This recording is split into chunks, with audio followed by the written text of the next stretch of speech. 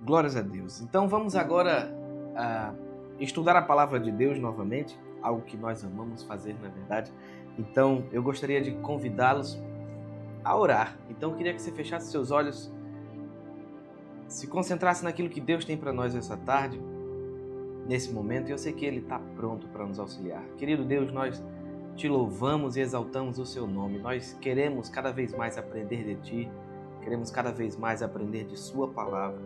Nós estamos com os corações abertos, Pai, pronto para que o Senhor fale conosco.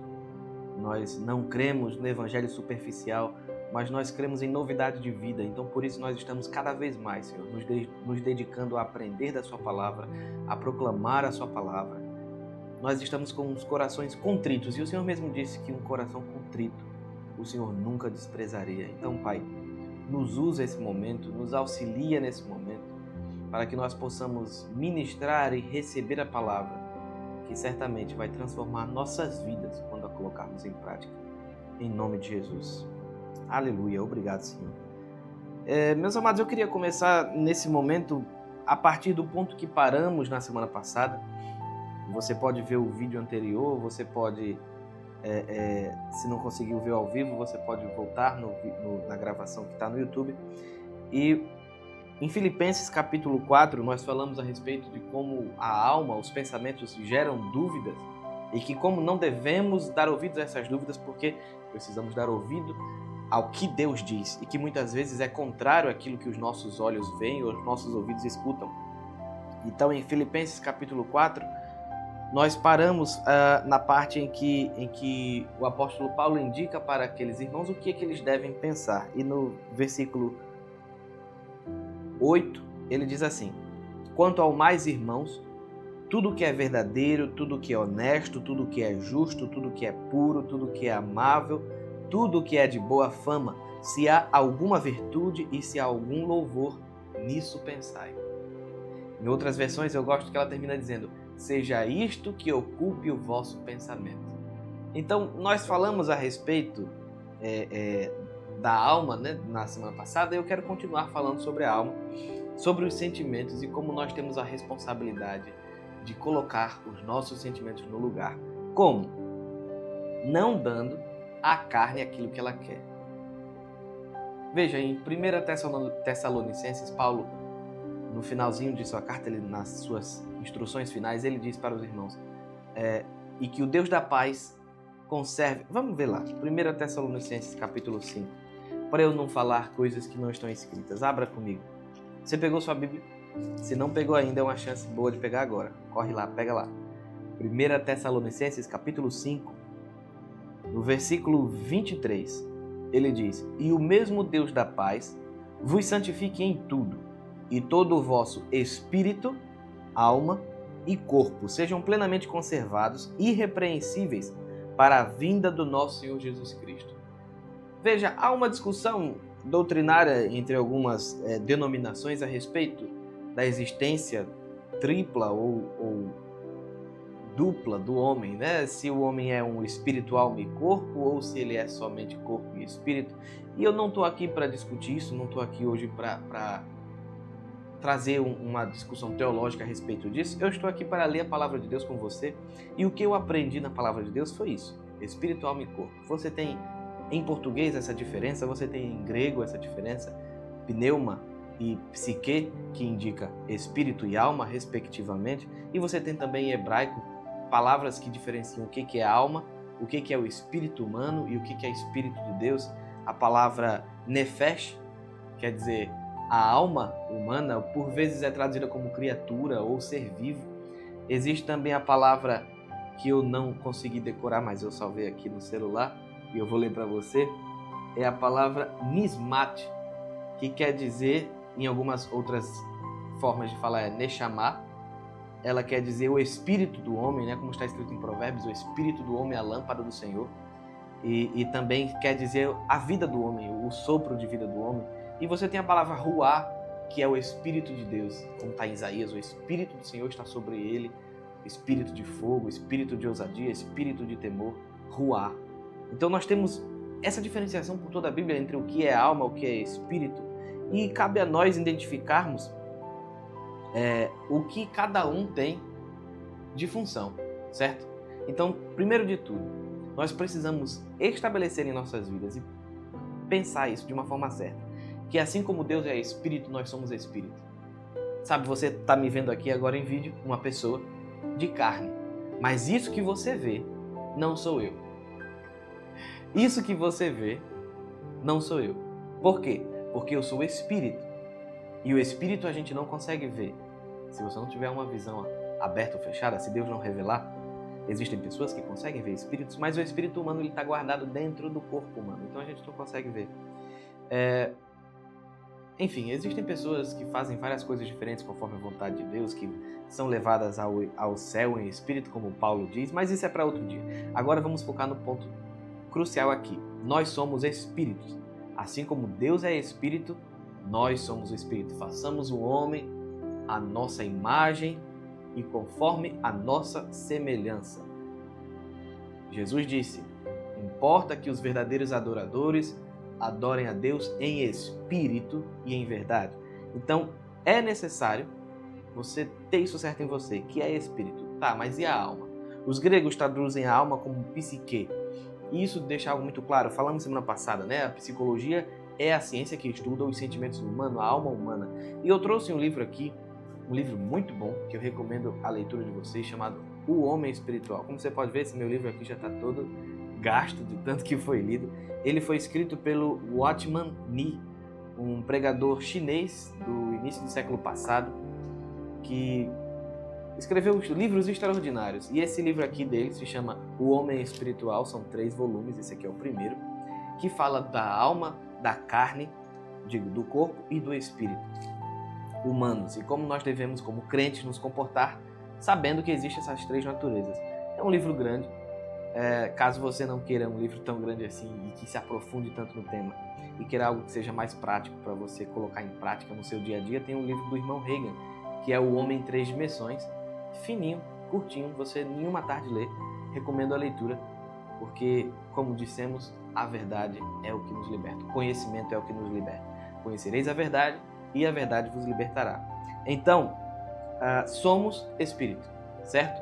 E aí vem a questão da alma. O que é a alma? O Watchman Nee, ele nos traz aqui alguns versículos no Velho Testamento e no Novo Testamento, mostrando como é falado alma. Lembrando que a Bíblia que os apóstolos utilizavam no tempo de Jesus era a Septuaginta, que era uma versão grega traduzida no Egito do livro hebraico, todo o Velho Testamento. E ele diz assim, ele cita alguns versículos, Salmo 116, versículo 7, volta minha alma ao teu sossego. Salmo 119, versículo 20, consumida está a minha alma. Provérbios 16, 24, palavras agradáveis são doces para a alma. Isaías 55, versículo 2, na versão Almeida Revista e Corrigida, a vossa alma se deleite com a gordura. Jonas, capítulo 2, verso 7, dentro de mim desfalecia a minha alma. Mateus, capítulo 26, versículo 38, a minha alma está profundamente triste. João, capítulo 12, verso 27, agora está angustiada a minha alma. E 2 Pedro, capítulo 2, versículo 8, atormentava a sua alma justa a cada dia. Então, ele mostra aqui que a alma é capaz de sentir, de ter desejos, de odiar, de aspirar, de perceber. E nós falamos semana passada a respeito de como o mundo externo, pelos sentidos, através do corpo, ele vem e é processado em nossa alma. E a alma é aquele lugar em que estão a vontade, a mente, o intelecto, o raciocínio humano, os seus desejos. E algo extraordinário que o Watchman Nee traz para nós, e eu devo dizer que concordo com ele, ele vem falando a respeito de como o homem tinha, originalmente, o espírito em primeiro lugar, e a alma era subjugada pelo espírito, mas, todavia, porém, quando o homem decide desobedecer a Deus, e ele peca, então essa ordem é invertida. E o que tinha primazia, que era o espírito, ele cai, desce de lugar. E nós temos agora a primazia da alma, do corpo, dos sentidos naturais. Nós saímos do plano sobrenatural, que fomos feitos para viver nesse plano sobrenatural, e entramos no âmbito natural, da carne. E o Watchman Nee diz, e é algo que faz sentido quando a gente lê em Romanos 5, que a pessoa que ela é uma pessoa que é levada pela alma, levada pelos desejos, pelo sentimento, é uma pessoa que Paulo chama de carnal. Essa pessoa vai fazer as vontades do corpo. Essa pessoa vai carregar o seu corpo em indisciplina. Isso lembra alguma coisa a você? Enquanto a pessoa espiritual, ela não dá atenção às coisas do corpo. Isso é importante a gente distinguir, porque, conforme falamos, nós temos na alma uma grande aliada ou uma grande inimiga. Se você treina a sua alma, se você treina os seus sentimentos para refletirem aquilo que está na palavra de Deus, quando vier a notícia má, quando vier o momento de angústia, você vai saber responder à altura da palavra de Deus. Porém, se nós não treinamos nossa alma, se nós não treinamos os nossos sentimentos, se nós não treinamos os nossos desejos e somos levados por eles, no momento da angústia nós vamos nos entristecer. No momento da má notícia nós vamos sentir medo. E aí nós vamos dar uma resposta à altura do mundo natural. Lembra que é aí que muitos de nós falhamos? Quando nós não combatemos o bom combate da fé, quando nós não persistimos crendo naquilo que Deus falou, quando fomos chamados para crer. Então, é necessário que todo aquele que crê em Deus se esforce para colocar a sua alma no lugar. Porque a alma sempre vai buscar aquilo que é contrário à vontade de Deus. A alma, a carne milita contra o espírito. Vamos comigo lá em Romanos, capítulo 5.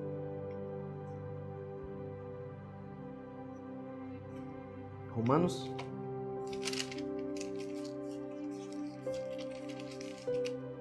capítulo 5. É isso mesmo? Não, é o 6. Abra aí no capítulo 6. No verso 6 diz assim: o nosso velho homem, o homem que não era nascido de novo, o homem que não tinha sido recriado pelo Espírito de Deus, o homem que ainda era um homem carnal, foi com ele, com Jesus, crucificado, para que o corpo do pecado seja desfeito e nós não sirvamos mais ao pecado. No verso 8 ele diz: se morremos com Cristo, cremos que também com ele viveremos, sabendo que, tendo sido Cristo ressuscitado dentre os mortos, já não morre, e a morte não tem mais domínio sobre ele. Pois quanto a ter morrido, verso 10 agora, de uma só vez ele morreu para o pecado, mas quanto a viver, vive para Deus. E aí a conclusão dele no versículo 11: assim também vós, consideráveis certamente mortos para o pecado, mas vivos para Deus em Cristo Jesus nosso Senhor. E depois ele vai no capítulo 7, capítulo 8, ele vai narrando como nós éramos antes dessa salvação, como nós éramos levados por toda sorte de desejo, por toda sorte de concupiscência, como diz o irmão Tiago, e como nossa carne sempre tende para fazer o que é errado. E ele faz aquele discurso bem famoso, né? O bem que eu quero fazer, não faço. O mal que eu não quero fazer, esse eu faço, porque em mim eu tenho a lei de Deus e quero fazer o que é da vontade de Deus, mas também nos meus membros eu encontro uma lei que é contrária à lei de Deus. E ele diz no final do versículo 7, no verso 24: miserável homem que sou, quem vai me livrar deste corpo mortal? E aí o problema da gente é que às vezes a gente para nesse versículo e não continua. A gente para nesse versículo e diz: puxa, nós somos homens carnais, vamos viver pecando. Mas olha o que ele fala no versículo 25: eu dou graças a Deus por Jesus Cristo, assim que eu mesmo, com o meu entendimento, com o meu intelecto, eu sirvo a lei de Deus, com a carne eu sirvo a lei do pecado. E aí você fica: como assim, com o meu intelecto eu vou servir a lei de Deus e com a carne eu vou servir a lei do pecado? Todo aquele que é levado pela carne vai fazer a vontade da carne. Espera aí, o nome do programa é Vivendo na Fé, e você está falando agora sobre carne, sobre pecado? Claro, porque isso está envolvido. Enquanto nós não subjugarmos o nosso corpo e reduzirmos ele à escravidão, e enquanto nós não treinarmos a nossa alma para seguir aquilo que Deus fala, nós vamos fracassar na fé. Porque a alma vai correr para a dúvida, para a incredulidade e para o medo. Mas se nós colocarmos a nossa alma no lugar dela, como disse o salmista Davi: por que te abates, ó minha alma? e está perdendo a calma, descansa porque Deus vai te ouvir. E aí Paulo continua falando, descansa porque Deus vai te ouvir, porque no corpo a gente tem essa lei que é contrária à lei de Deus. A vontade carnal humana do velho homem, porque o nosso corpo ainda não foi recriado, né? O nosso corpo ainda aguarda a ressurreição, quando ele vai ser transformado num corpo de glória, assim como é o corpo de Jesus hoje, atualmente, lá no céu, assentado à direita de Deus. E aí no versículo 1 do capítulo 8, eu quero que você guarde isso no seu coração. Guarde isso no seu coração. Portanto, agora, nenhuma condenação há para os que estão em Cristo Jesus, que não andam segundo a carne, mas segundo o Espírito. Você pode dar um glória a Deus aí onde você está? Dá um glória a Deus aí onde você está. Porque, muito embora nós humanos, criados em pecado, nascidos em pecado, destinados à falha, destinados à carnalidade, destinados ao inferno, isso é uma verdade, em que outro tempo pertencíamos ao diabo e fazíamos as obras que agradam ao diabo, porém fomos resgatados por um alto preço, pelo preço de cruz, pelo preço de sangue na cruz, e aqui ele diz, não há mais condenação para aqueles que não andam segundo a carne, mas segundo o Espírito. Porque a lei do Espírito de vida em Cristo me livrou da lei do pecado e da morte. Então olhe só, olhe bem nos meus olhos, quero que você preste atenção nisso.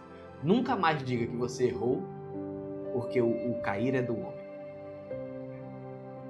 Nunca mais diga, sabe como é, a carne é fraca. Sim, a carne é fraca, mas o Espírito está pronto. Jesus disse isso, a carne é fraca, mas o Espírito está pronto. Então todos nós, veja, se Caim tinha acabado de matar Abel e Deus disse para ele, não deixe o pecado dominar você, porque cabe a você dominar o pecado, senão a vontade dele vai ser sobre você. Se Caim, que não era nem nascido de novo, que não era nem uma velha criatura, eu não sei nem que o Caim era. Caim era caído, mas nós não. Nós temos Jesus. Nós somos recriados no Espírito. E então a lei que hoje nos rege é a lei do Espírito. Glória a Deus. É a lei de Deus. A lei que nos livra do pecado e da morte. Então agora nós temos no Espírito, no verdadeiro eu interior, nós temos hoje a capacidade, a ferramenta e a possibilidade dada por Deus para sermos conforme Deus é. E todas as vezes que a gente fala isso na igreja, dá um nó na cabeça dos irmãos. Porque Jesus disse para nós, eu até rio quando lembro disso, Jesus disse para nós, em alto e bom som, ele deu uma ordem. Não foi um pedido, não foi um conselho, ele deu uma ordem. Sejam perfeitos como o vosso Pai Celeste é perfeito. Meus amados, ser perfeito como Deus é perfeito, isso é possível? É possível sermos perfeitos como Deus é perfeito? É possível nós alcançarmos o nível de perfeição que Deus tem? O que você acha? A palavra de Deus é essa. Digo novamente, calma, solte as pedras, não fui eu que disse. Jesus disse, sejam perfeitos como o vosso Pai Celeste é perfeito. Há quem diga que a tradução ali seria, sejam maduros como o vosso Pai Celeste é maduro, porém, ele diz, sejam perfeitos como Deus é perfeito. Então, o que você precisa fazer? Você precisa crer no que a palavra diz e confiar que aquilo que Deus faz é realidade. No verso 22 do capítulo 7 ele diz, segundo o homem interior, eu tenho prazer na lei de Deus. Porém, nos meus membros, eu vejo uma batalha contra a lei do meu entendimento, que me prende debaixo da lei do pecado que está nos membros. Eu quero que fique claro para todos nós que essa batalha entre espírito e carne, ela não cessa, é uma batalha eterna. Essa batalha entre o homem espiritual e o homem carnal, ela vai durar enquanto estivermos nesse corpo. Isso é algo muito importante que a gente tenha consciência, porque enquanto estivermos em vida, aqui terrena, antes de sermos arrebatados, nós vamos precisar continuamente colocar a palavra de Deus em primeiro lugar em nossas vidas. Isso é algo que tem que ser intencional, proposital, e subjugar a carne, subjugar os sentimentos. Isso é muito importante. Subjugar os pensamentos contrários à palavra e subjugar a vontade da carne, a vontade do corpo. E quais são as obras da carne? A gente sabe quais são as obras da carne. Gálatas fala sobre isso, que é inveja, glutonaria, bebedice, facção, briga, discórdia, ira, vontades desregradas. Os 7 pecados capitais, acho que a gente conhece assim, né? Os 7 pecados capitais, ira, luxúria. Essas são obras da carne. E quem faz estas coisas irá colher danação, perdição. Vamos ler lá como Paulo conclui. Gálatas, capítulo 5, se não me engano. Isso mesmo. Gálatas, capítulo 5. Ele termina o verso 21 dizendo: os que cometem tais coisas não herdarão o reino de Deus. Isso é sério. É muito sério. Aqueles que andam segundo a carne não vão herdar o reino de Deus. E é por isso que Paulo diz que não há condenação para aqueles que não andam segundo a carne, mas segundo o Espírito. Então tá, o que você precisa fazer? O que nós precisamos fazer para colocar a carne no lugar devido, para não andar segundo a carne, mas segundo o Espírito? E eu queria dizer, a gente poderia colocar assim o tema da pregação de hoje, como colocar os sentimentos no lugar, ou como subjugar os seus sentimentos, ou as suas emoções, porque são elas que nos desestabilizam para que a gente reflita aquilo que Deus está pensando. Então, como controlar as nossas emoções? Como colocar em primeiro lugar a palavra de Deus? É uma forma bem simples, buscando em primeiro lugar o reino de Deus. Sabe, queridos, nossos problemas hoje, muitas vezes, estão relacionados àquilo que nós estamos fazendo em nossas vidas. Porque o conselho de Deus é bem claro, para todos os homens que chegam diante dele, ele diz: medita no livro da lei de dia e de noite. Leia a minha palavra. Tenha comunhão comigo. Busque em primeiro lugar o reino de Deus e a sua justiça. Venha para a comunhão. Entre comigo em disputa. Mostre os seus argumentos. A palavra de Deus é muito simples, ela só diz isso. Você precisa meditar na palavra de Deus. Você precisa encher-se da palavra de Deus. Então, como eu coloco meus sentimentos no lugar? Fazendo-os calar. O salmista disse: de certo fiz calar e sossegar a minha alma. Lembra semana passada? Qual criança desmamada tal assim a minha alma para comigo? Uma criança desmamada no colo de sua mãe. Precisamos silenciar nossa alma, mostrando a ela quem Deus é. Bendize, ó minha alma, ao Senhor, e não te esqueça de nenhum só dos seus benefícios que tem feito a mim. Porque te abates, ó minha alma, porque você perde a calma, confia em Deus. Precisamos colocar a palavra de Deus em primeiro lugar. E nossa tendência, infelizmente, como já dissemos outras vezes aqui, é que todas as vezes que estamos passando por algum sentimento ruim ou estamos atribulados por alguma coisa, nossa tendência é alimentar esse sentimento. Então, sabe como você vai fazer, sabe o que você vai fazer para controlar os seus sentimentos, para controlar suas emoções? Você não vai dar ouvidos a ele. É mais simples do que parece. O seu sentimento vai falar alguma coisa para você, vai fazer com que você queira fazer outra coisa, mas você simplesmente vai ignorar. Isso é muito sério. Isso é muito sério. Minha mãe, quando passou por uma depressão 20 anos atrás, glória a Deus que foi 20 anos atrás, ela tinha medo de sair na rua. Vou dar um exemplo mais recente. Há 15 anos, eu acho, por aí. Pouco depois dela se converter, dela conhecer Jesus, ela foi tirar a habilitação dela. Mais de 50 anos, foi dirigir. E no começo ela tinha muito medo de dirigir. Ela disse que os mesmos sentimentos que ela tinha durante a depressão voltaram. E todas as vezes que ela tinha que sair de casa, ela ficava com o coração acelerado, com as mãos geladas, dava dor de barriga, ela tinha que ir no banheiro. Mas sabe como ela venceu isso? Dirigindo. Sabe quando você está malhando na academia e você quer ficar forte e musculoso? Sabe o que você tem que fazer?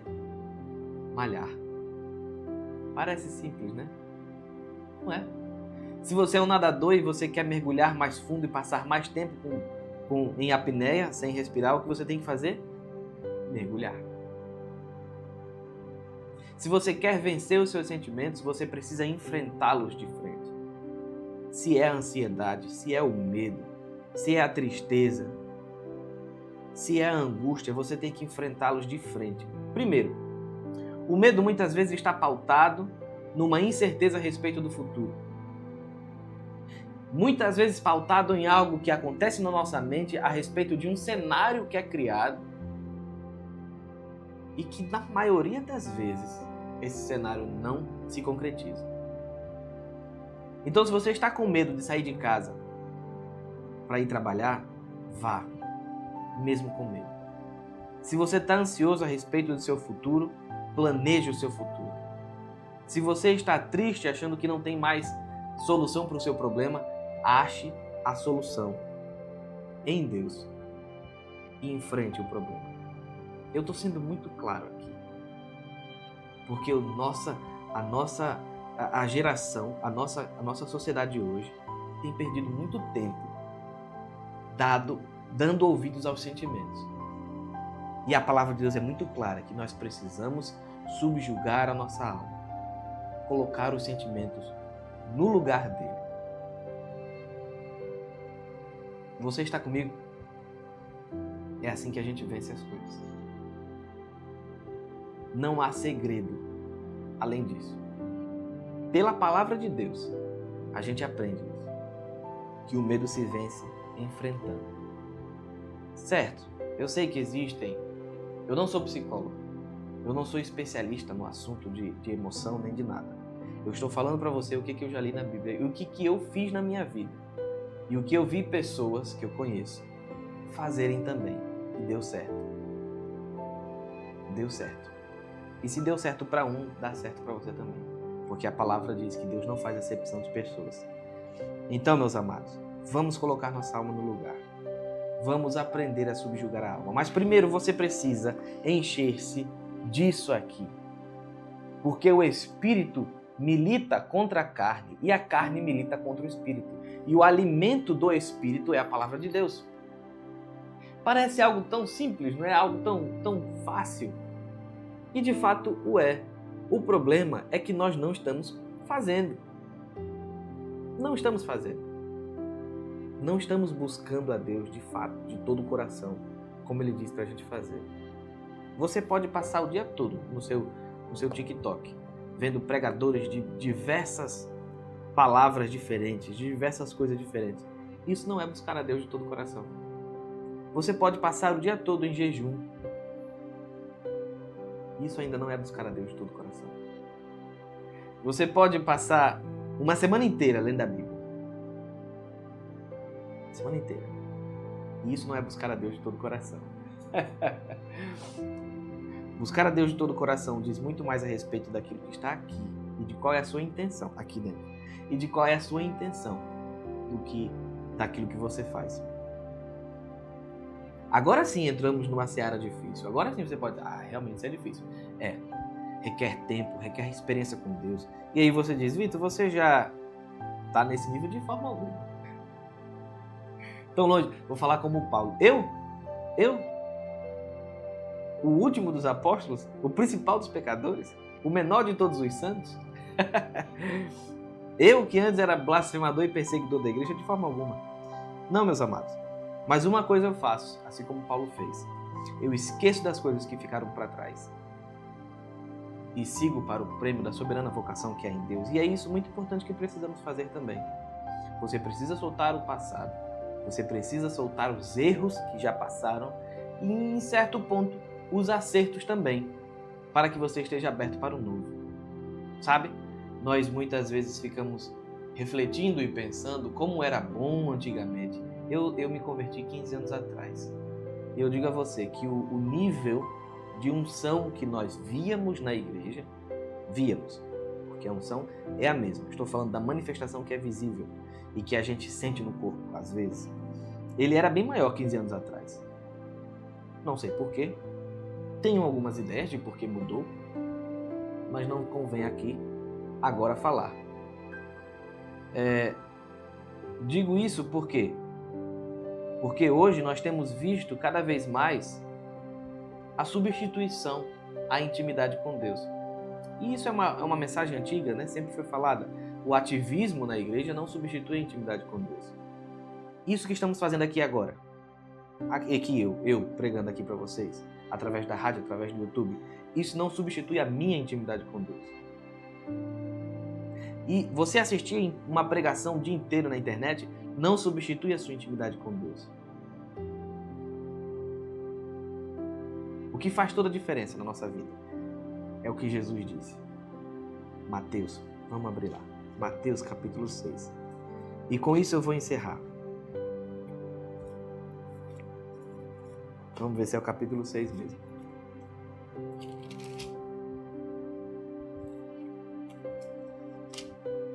Você vê que às vezes eu esqueço os versículos, mas faz parte do ensinamento, do estudo.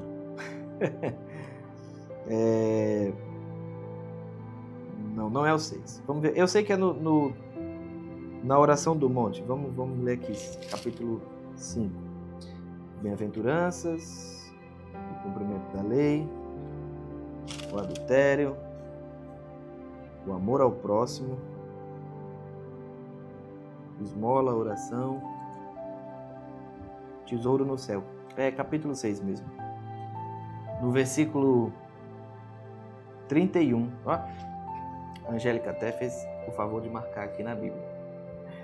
Capítulo 6, Mateus capítulo 6. Vamos ler a partir do 25.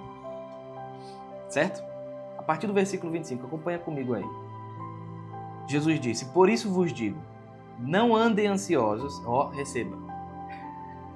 Receba.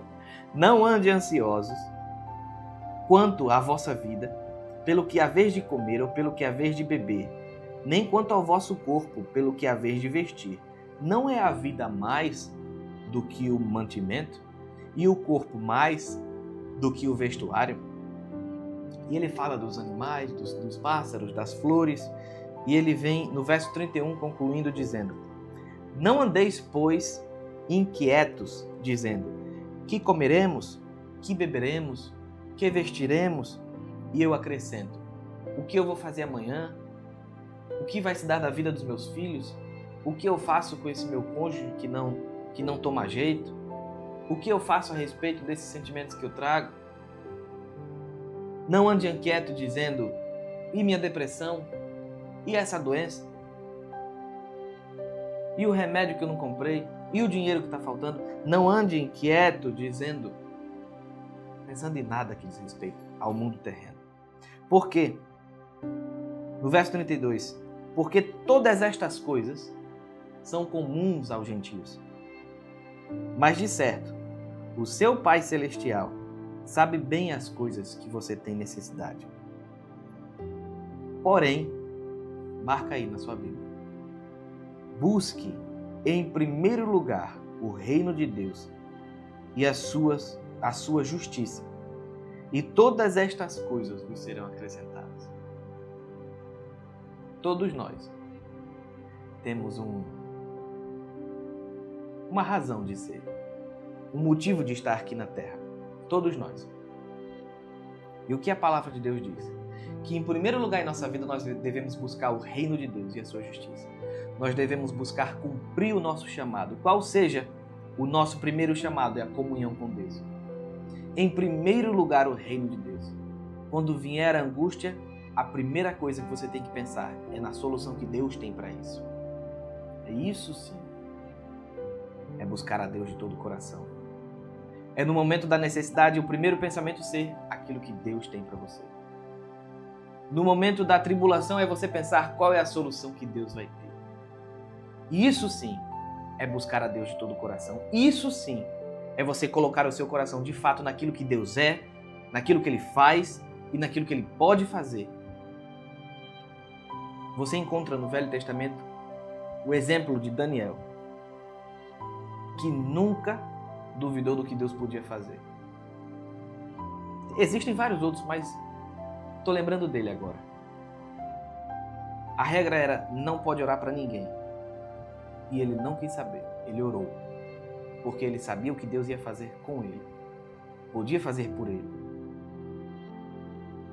A gente sabe que ele foi lançado numa cova cheia de leão e não foi comido. Os outros rapazes depois foram lançados na fornalha e não se queimaram. Quantos hoje nós conhecemos que têm dado sua vida ao Evangelho e não têm sofrido o dano que se espera que sofram? Busque, pois, em primeiro lugar, o reino de Deus e sua justiça, e todas essas coisas serão acrescentadas. Foi pago um alto preço por nós, e todos nós agora temos uma nova vida, uma vida que está guardada em Deus. E por isso nós precisamos buscar em primeiro lugar o reino de Deus. O nosso primeiro chamado é chamado para comunhão com Deus, para estar com Deus.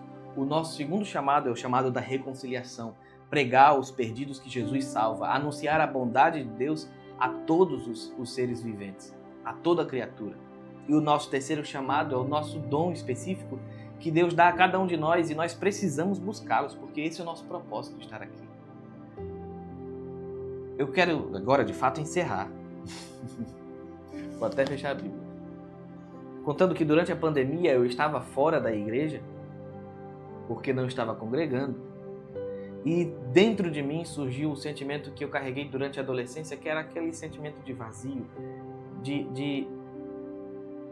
A pergunta que eu tinha na minha alma era: para que existir se no final é a morte? E o mesmo sentimento voltou.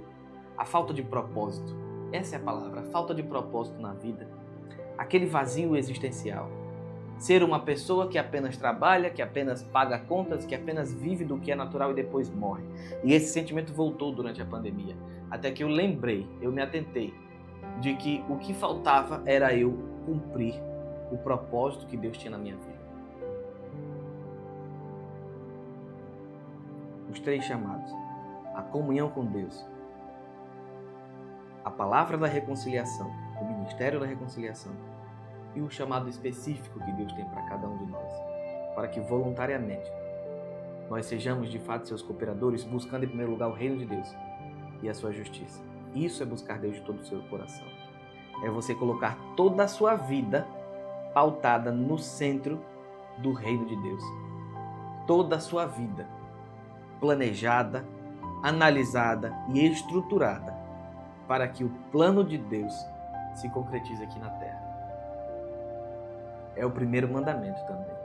Buscar a Deus de todo o seu coração, de todo o seu ser, com toda a sua força, com todo o seu entendimento.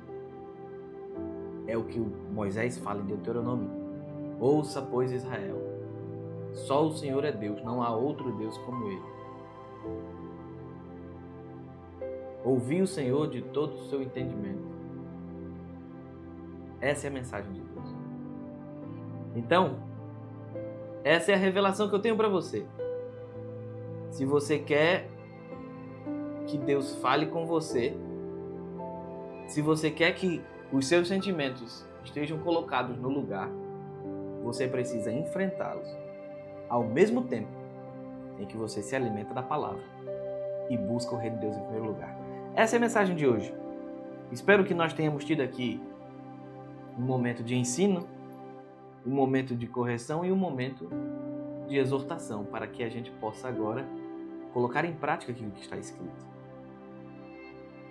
Fazei prova de mim, o Senhor diz. Fazei prova de mim para ver se eu não vos abrirei as portas do céu. E eu digo ousadamente a você, faça a prova da palavra de Deus. Oh, mas Deus disse para a gente não colocar Deus à prova. Não tira o texto do contexto, preste atenção.